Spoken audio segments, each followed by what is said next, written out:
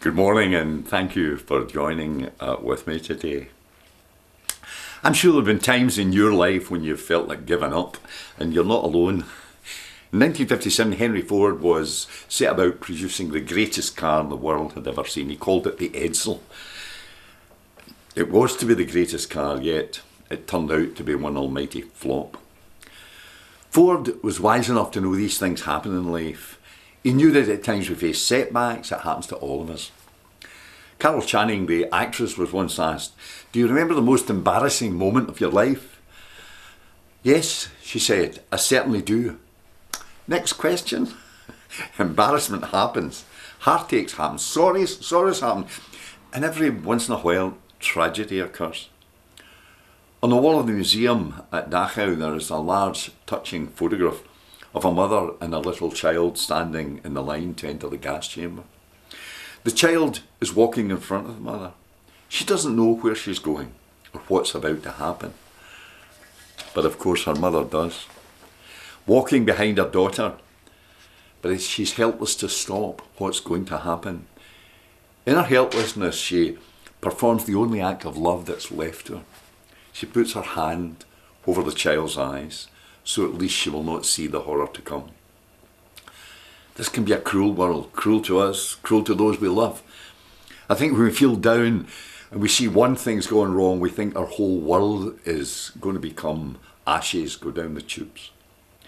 Ministers are sometimes good at that. I have colleagues who have difficulty maybe with somebody in the congregation and they think the whole church is against them. It's not. But the second assumption we make often is that our problems are permanent. There's an old guy who was once in a Bible study and he was asked what his favourite verse in the Bible was, and he said, "And it come to pass." And it come to pass. Now, of course, we all know in the authorised version of the Bible, that simply means it happened and it come to pass. But maybe it's possible to see in a different meaning. It passed. Nothing is permanent, whether it's pain or joy.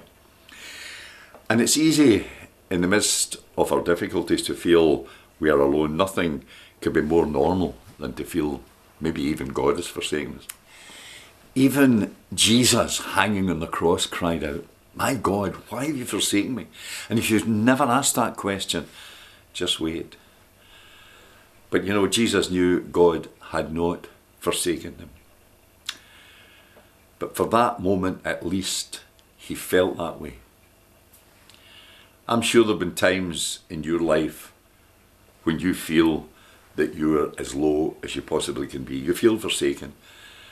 Deep in your heart, even though you cannot feel God's presence at that moment, I believe you're not alone. Reverend James Stewart was a great preacher in Scotland, and he once described our lives like this. He said, "It is when you've sunk right down to rock bottom that you suddenly find that you've struck the rock of ages." So if you're struggling just now, as we all do, I pray that you may know that God is with you.